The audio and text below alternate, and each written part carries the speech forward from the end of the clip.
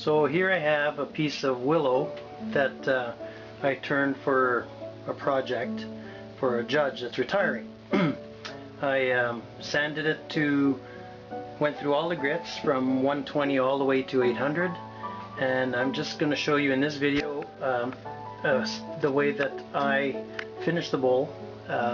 Took me quite a while to figure out a proper way to finish it so that I can get the shine that I want. So bear with me and I'll show you how I do it. For the finishes, I've experimented with quite a few. This one here is a water-based finish. You know, it does a nice job, but you know, it doesn't really do exactly what I wanted, which is get that shine. Then I went using Deft, which did a little bit better, if you can tolerate the smell, you know, but I always wear the breather mask, so that kind of helps.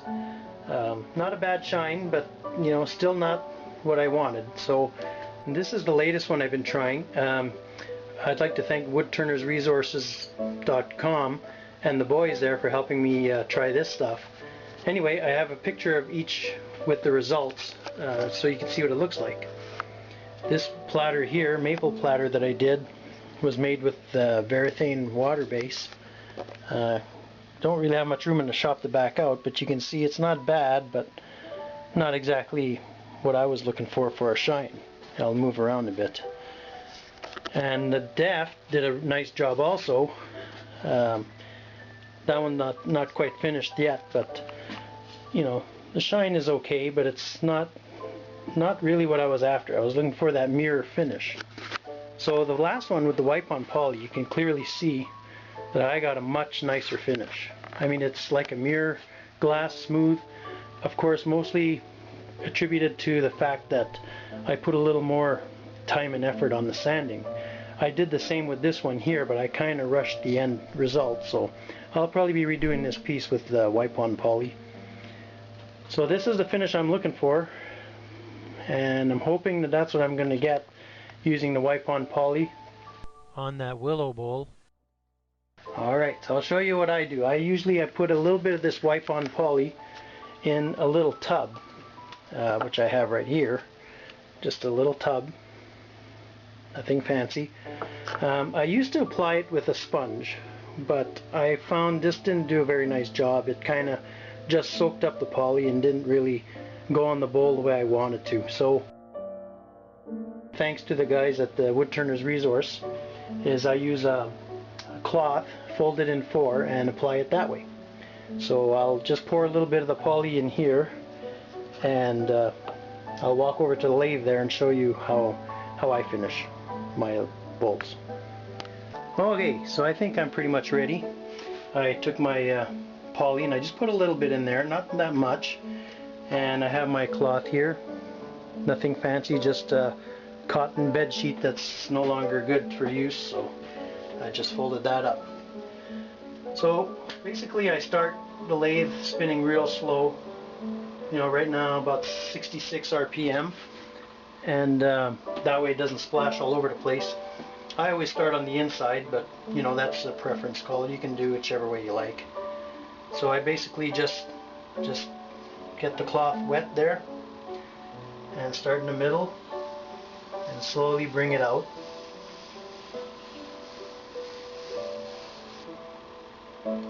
I always put a cloth on the lathe bed, so should there be any spillage, it won't actually get on the bed itself, and that way it won't get all sticky later on.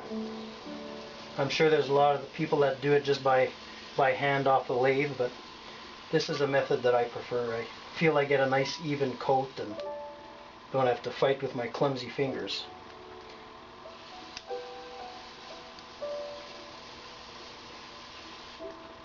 So you can put as much of this as you wish. I wouldn't recommend soaking it really wet though, unless you really want to get it in there right away. I like to do thin 2 or 3 coats, light coats like this. It seems to do a nice job. Now one thing I don't know if anybody else does, but I always like to stop it after and do the same thing but in reverse this time, so it gets on the other side of the other pores that I may have missed. That way it gets in both directions a nice coating.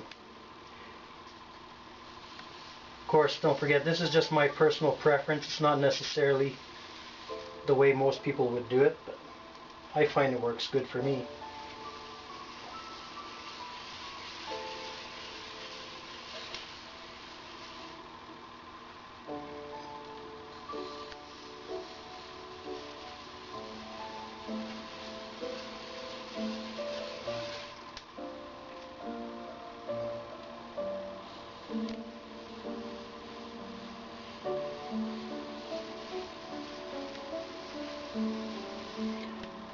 This is my first video with sound, so if I'm at a loss for words, well, give me time. Eventually I'll get more comfortable with it.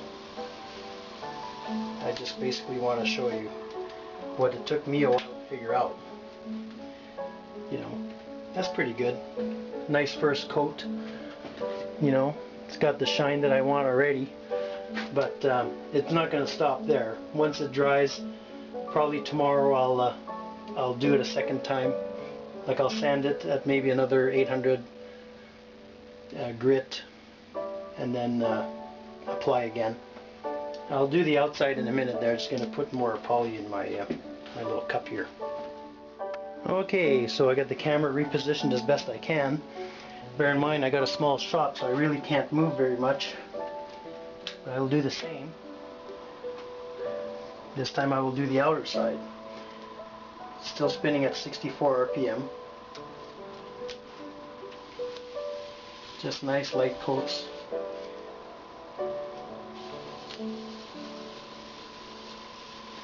I also find when I turn in reverse, sometimes in one direction I find the finish doesn't exactly get inside everywhere, so that's another reason I like turning it with in the reverse direction, so it can also get on all corners of the bowl.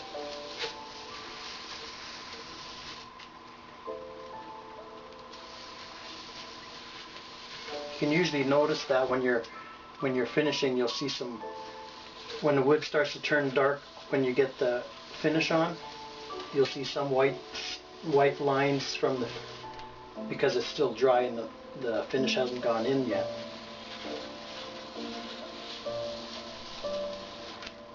And if I can't get it, I don't know if you can see here, there's a little bit of white streaking going. That's to me that indicates I didn't get enough in there. Usually the reverse direction takes care of it. Yeah, see, it's going away now. So now I'll just do it in reverse. The bowl itself was shiny before I even applied the finish, so I know I got as much of the tool marks off of it, and I got the shine on the bowl already. The rest is just making sure that this finish is applied nice and even and gets in every part of the bowl.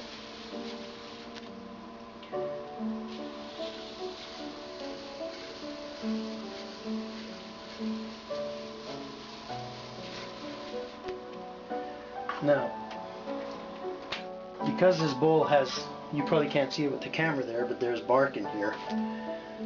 Not exactly the easiest thing to finish, so I usually like to put it straight up and just squish some in there to make sure it gets inside the bark, so it's somewhat varnished or protected.